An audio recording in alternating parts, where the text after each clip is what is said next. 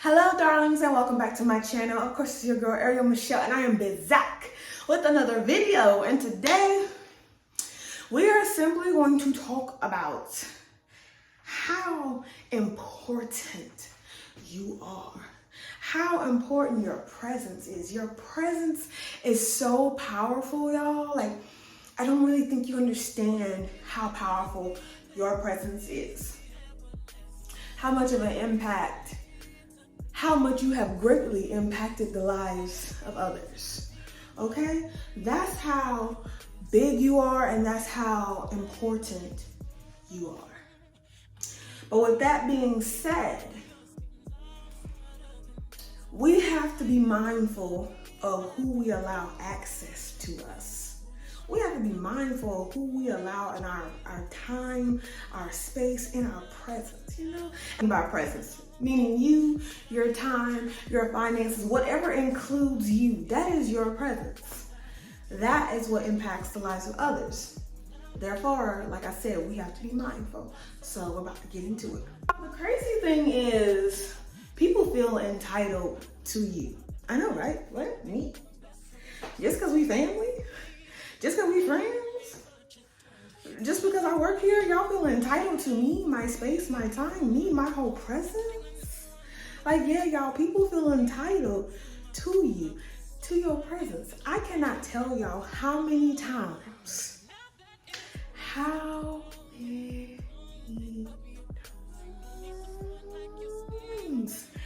I have allowed access, or I have allowed people to have access to me that used, abused, overused, taken advantage of, just simply drained me because I allowed them into my space. I graced them with my presence as all that comes with me. And y'all, they just saw it as like a meal ticket. And y'all, it was like I went through so much. Like, I'm 24 now. I'm 29. But in my younger years, I would just let stuff fly because it's like, oh, we're friends. Oh, we're family. Oh, that's my bestie. Oh, you know, we work together. And every time, and listen, if y'all don't take nothing else from this video, every time you say yes to someone else, you say no to yourself. Yep, the mic just dropped. Every time you say yes to someone, you say no to yourself. You know you have goals and things that you're trying to do, but you still keep saying yes to people that aren't going to help you and that they don't even match you in energy. So when you need them, they can't even reciprocate it. Yeah, you said yes to them and you denied yourself. So if you are in a situation, don't get mad at nobody but yourself because you allowed access. Remember, you have the power. You. How many times I've had that happen to me? It got to a point like I was like depressed at one point in time. I'm a very positive Disney magic type of person. Like, I really am. But I noticed hanging around certain people and just overextending myself, like just being that listening ear all the time, I was becoming more and more depressed and becoming more negative. Being that financial family member, whew, baby, that's a whole nother video I'm not gonna get into today. But just being that financial family member, y'all, I was getting drained in my finances because there were just certain family members, they just always asked for money. And I'm like, it's okay. I'll add an extra shift. You know, I had an extra shift or whatever. But I wonder what's going on with my finances. I wonder what's going on in my life. And then finally, it got to a point, y'all, I had my apartment and stuff. And I had to really just sit down and just regroup. How did I get here? How did I gain this weight? Why am I feeling X, Y, and Z? Why am I finding different ways to cope? Because I'm going through so much. And y'all, when I really sat down and saw what was happening, I was like, I gotta stop letting people have so much access to me. I gotta stop allowing people to have access to my finances, to my time, to my gifts, to my work ethic. Because y'all, I would get off work and then go help other people at their business, whatever, sometimes for free. And they were supposed to pay me full price, but they didn't pay me full price, y'all. That's a whole other video. But I let stuff slide. And once I started really realizing that, y'all, I said, you know what, self? And self said, And I was like, girl, we gotta stop. And ever since I did that, my life changed. So, yeah. And I'm gonna read my note. When I truly removed myself from people, the absence of my presence was so loud in their lives, they all wanted me to come back. And they even tried to use words of sympathy and gratitude to hide their true, manipulative, selfish behaviors and intentions. And I wanted to read that off my thing. I wanted to say it right because I was in my zone, y'all, when I was writing out my little stuff for the day. So I want to read that right. But yes. So the absence of your presence, like, how do we do this? Simple. If you're tired of people doing stuff to you and doing you wrong and dirty, or you're tired of just being tired, or you're trying to grow yourself and you're noticing that in your growth, you're trying to hang on to certain people, but you're noticing like hanging on to certain people is making you stagnated. Yeah. It's time to start establishing boundaries, darling. Come here, bestie. Come here. I'm gonna grab it by your cheeks. You need to establish boundaries. And people that truly love you and support you, they will see your boundaries and they will respect them. They will honor them. But have you ever noticed, whenever you set boundaries, it's really the people that are narcissistic, selfish, what's my other word I got up there? And tend to have a very manipulative personality traits. Those are the people that will try to dismantle your boundaries. Those are the people that don't care about your love boundaries. And simply, again, they feel entitled to you. Remember, you are always in control and people can only do what you allow. You remember that, okay? So some simple ways that I establish boundaries with people is I don't give out my phone number to everybody. Like, my phone number is my phone number for a reason. Like, I know some people, them people that be calling in the middle of the night with drama. Like, there are some people I will truly listen to, because look, if you are in a relationship or friendship that is equally yoked, I don't mind, like, okay, if something is actually going on and you need a listening ear or something, I don't mind answering the phone for that. I don't mind talking, making time for that. But if you're that person that's always in a situation, always having relationship problems, always going back to the same dude, always playing games, always, yeah, I'm not gonna make time for you. So you're not gonna get my phone number. You might just see me on Facebook, but you're not gonna have my phone number. And then two, some people don't have, like, another way I establish boundaries, some people don't have my address. Because they're like, where you live? And I'll say something, but I feel like it's not necessary for people to have my address, because I know there are some people, y'all, they have that pop-up spirit. And that pop-up spirit is simply, it is what it is. They pop up on you. Like, you could be minding your business. Like, I remember, y'all, I had a self-care day, and it was when I had my apartment.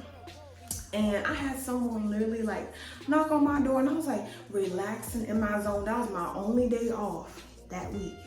And this person was like knocking on my door, and I was trying to pretend I wasn't there, but they just kept knocking. And I just texted them and was like, look, I let them in, but then they kept doing stuff and they kept talking about stuff. And I was like, look, I need some time today. Like, I'm actually really going through something myself.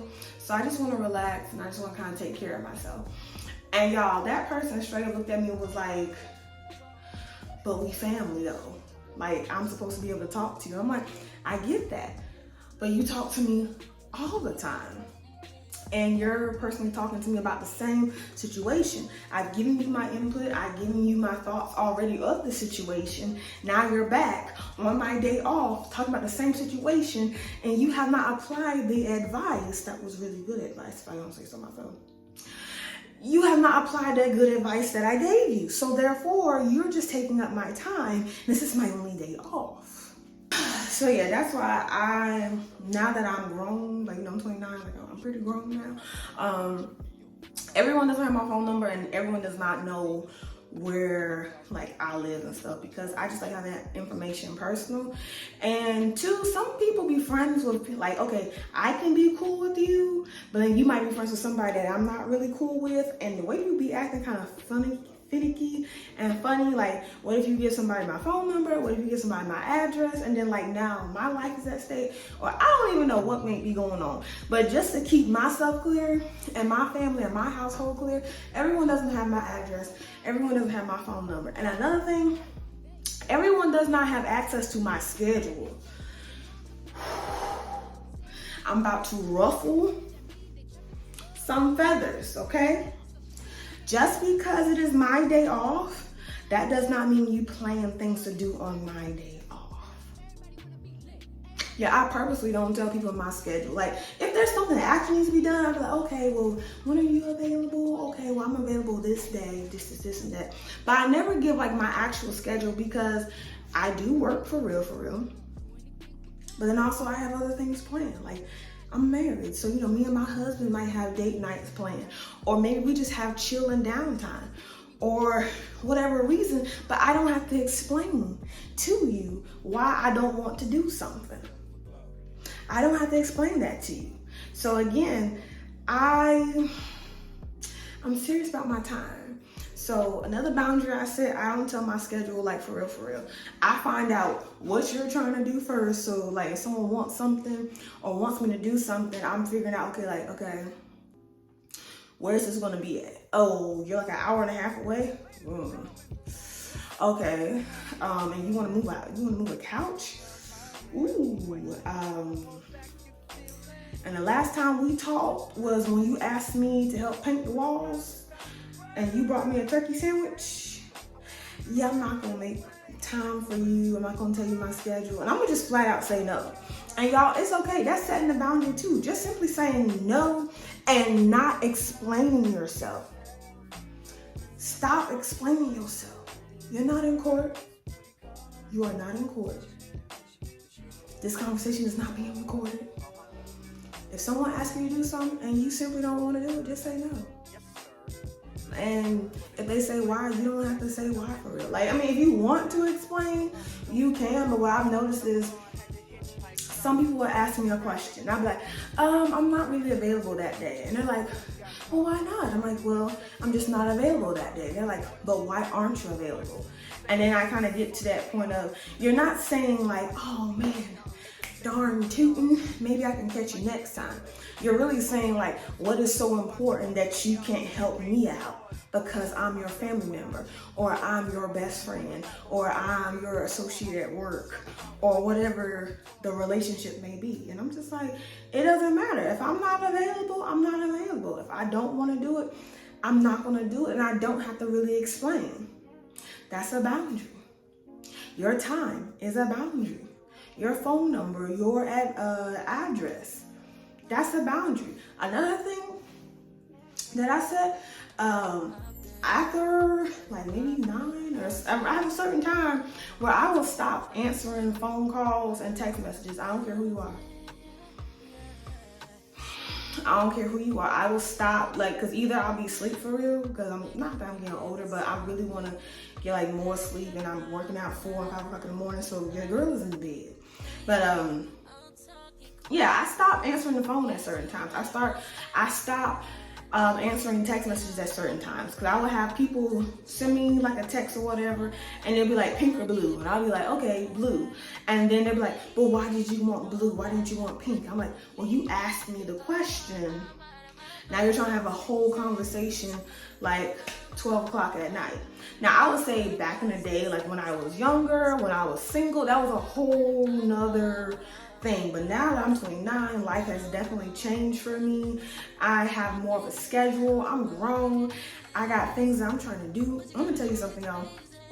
When you are on your purpose and your quest in life and just trying to be the best version of yourself spiritually, financially, and mentally, you're gonna have to cut off.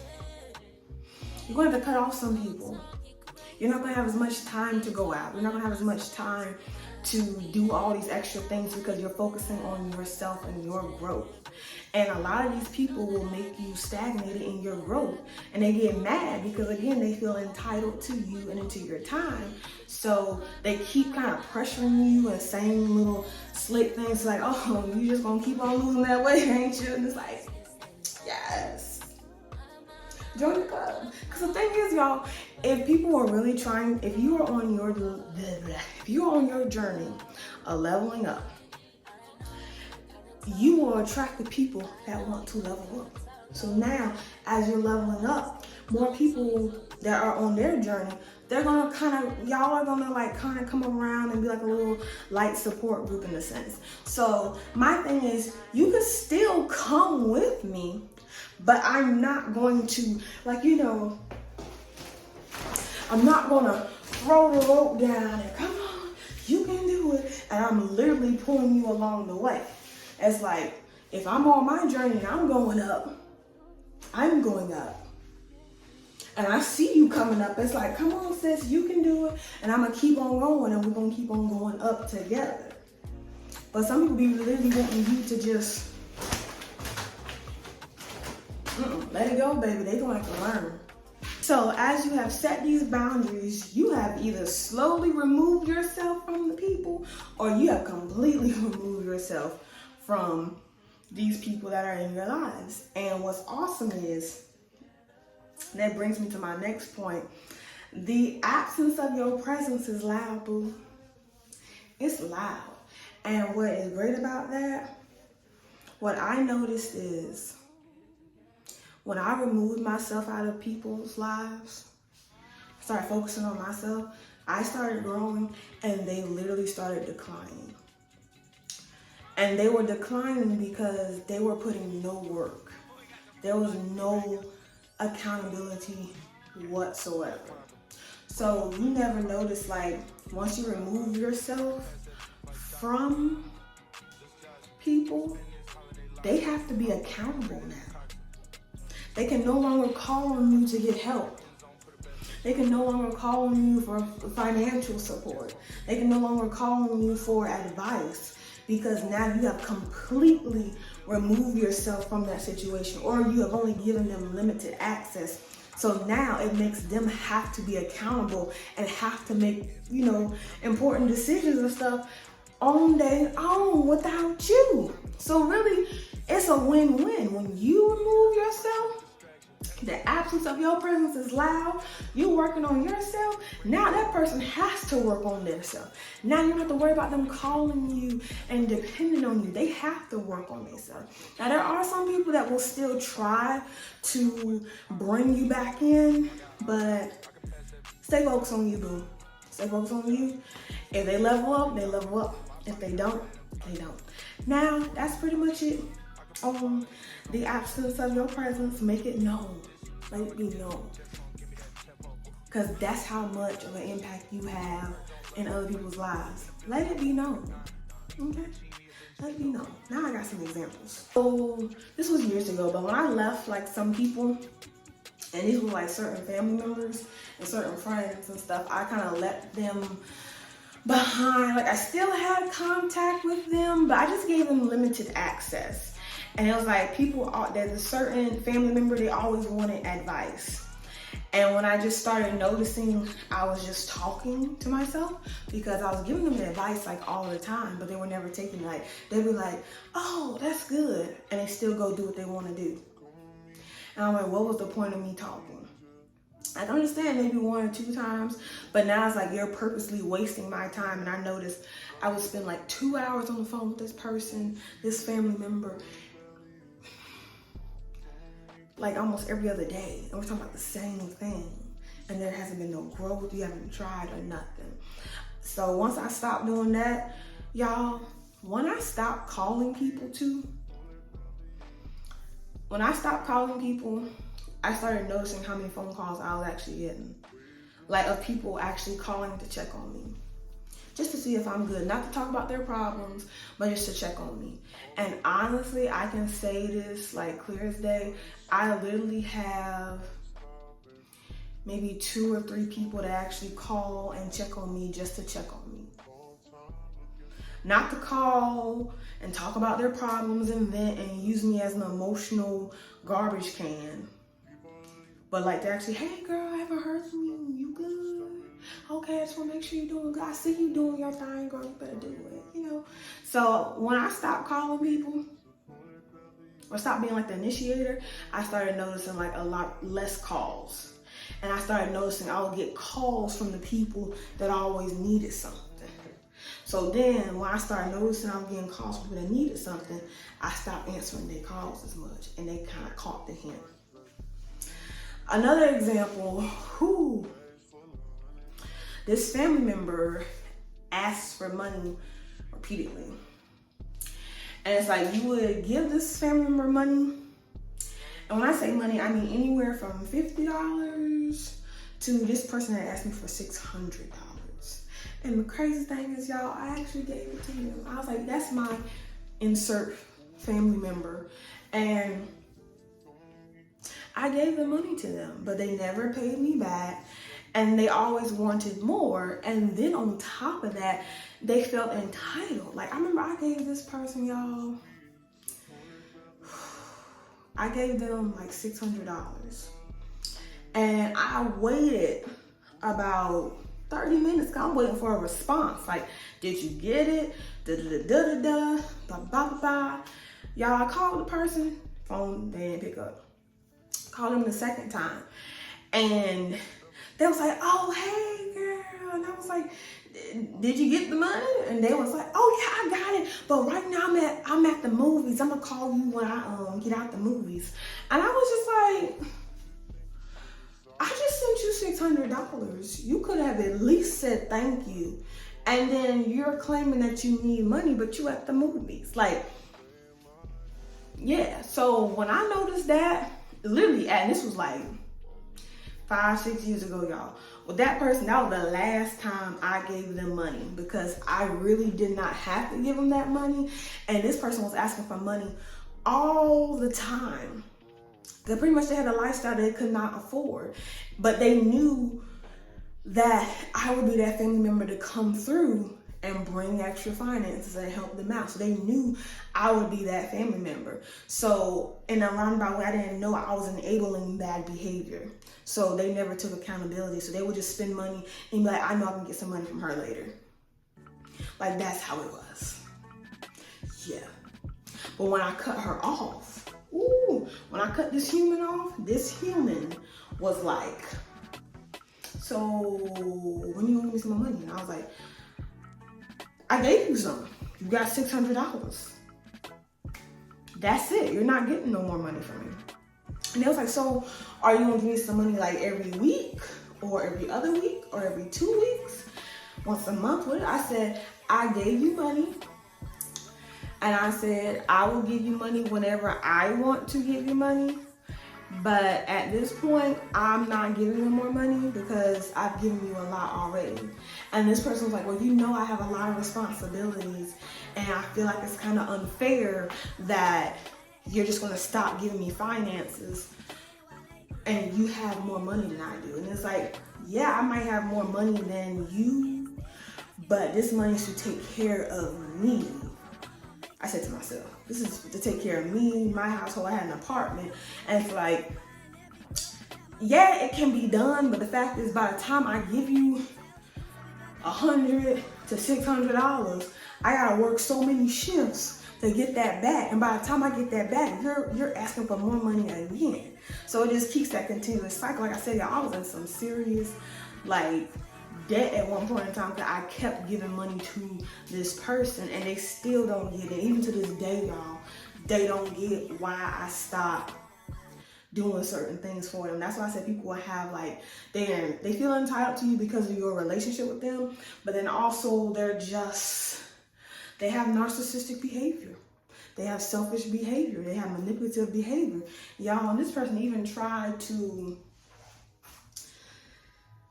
I'm trying to say it without getting too personal, but this person even tried to say certain things and use certain words to make me give to them. And I was like, I'm not giving you money, and you're not disabled. You have the ability of all your limbs, you're able to work. Like, there's really no problem with you. And then on top of that, you're always spending. Like, I would notice when I would give this person like money, even if it was like just for gas, $20, $40, it's like, you're not buying gas. You're buying something completely random, and then you still need gas money. So then you get more money for gas, but then you're taking the money that's for gas and using it for something else. So I was like, I'm not gonna be paying for your lifestyle, regardless of whatever relationship we have as family together. I'm not. And I have this one friend, I still love her. We still talk from time to time, but I definitely cut ties with her business-wise because she owns it's like a convenience store, but it's like a convenience store / beauty supply store. But you know, convenience store has like the paper towels, tissue, kind of like a Family Dollar in a sense, but it's not a Family Dollar. It's like locally owned. So she has one of those type of things. Pretty much she has like a locally owned Family Dollar to an extent. I'm gonna just say that. And I used to help her like stocking shelves and stuff like that. And she was like, I'll pay you. And I'm like, okay, cool. But y'all, she felt so entitled to me because of our friendship, because of our family ties that we had and friendship ties we had. Because like, you know, you're a friend, but also somehow you're family at the same time. Like, so she felt entitled to it. And she was kind of struggling financially as well. But the thing was, she had the finances, she made the money, but this is another person. She was not a good steward of her finances. So she would have me like in the convenience store, stocking up, ringing up customers, like just doing all this stuff for her. And I'm supposed to be getting paid, I think like at that time, $7.25 an hour or $7.50 an hour. That's how long ago it was. But it was $7.75 an hour. Yeah, $7.75 an hour. And I guess I wasn't like officially like in the system. So you know like how you get there, you write your hours down and then write down your break and then write down, you know, the time you left. So that's how it was. And I would do sometimes 3 to 4 days a week with her, y'all. And at the end of the week, I get paid like barely $100. And I'm like, doing the math, I was doing long shifts and I was working my other job. And y'all, I was like, I said, I'm not gonna say nothing because I know, you know, she might be a little financially strapped, but I'm seeing the money that's coming in, even if it's a convenience type of corner store vibe or whatever, I'm seeing the monies that come in. So obviously you're not, I'm seeing the monies that come in and I'm making the books of like all the soap that needs to be ordered, all the toilet tissue that needs to be ordered. So I'm seeing everything literally that's coming in and managing your whole spot while you just out and about. So yeah, y'all, she didn't even pay me all the way. I let it slide, but I just stopped allowing myself having time with her. So then the crazy thing is another family member was like, why did you stop working for your best friend cousin? And I was just like, cause she don't pay. And it was like, but that's your best friend cousin. I'm like, yeah, she's my best friend and my cousin's cousin, which makes her my cousin, but it doesn't mean she's entitled to not pay me just because she needs help. Now, if you would have said straight up like, hey, I'm struggling with finances, could you do some hours for free? Then I was like, okay, maybe we could talk about it, and then I will decide what I want to do. But you said, look, hey, come here, I'll pay you $7.75 an hour, and boom, bam, turkey and ham, and we done. So that's what you said. And at the end of the week, you know, I started noticing every week, y'all, I'm supposed to be getting paid $150, $200, $200 and I'm getting paid $75, $100, and I'm like, this ain't it. So pretty much I stopped working with her, cut that off, and she's still mad, kind of like low-key to this day, and then also she still wants me to come back, but I just stopped. But again, my presence, the absence of my presence is loud. The people want me back, even in relationships. That's another video. But people want me back, and I'm just like, no, you should have treated me better when you had me. Now that I'm gone, you can't get me back. It's done. Over. But anyway, I feel like I rambled enough. I hope y'all enjoyed this video. Don't forget to like, share, comment, and subscribe. Let's talk about it in the comment section. Are y'all setting boundaries? Do y'all have any stories similar to mine? Let's talk, let's chit chat. We can ruffle some fellas together in the comment section. But until next time, darlings, you already know what to do. Mind your business and tend to your own business. Mind and tend to the business that pays you. And if it does not pay you, boo, then you definitely need to be minding your own business. Ta-ta! Bye! Because we care. I can't believe it. Oh, Mike. I was on TV.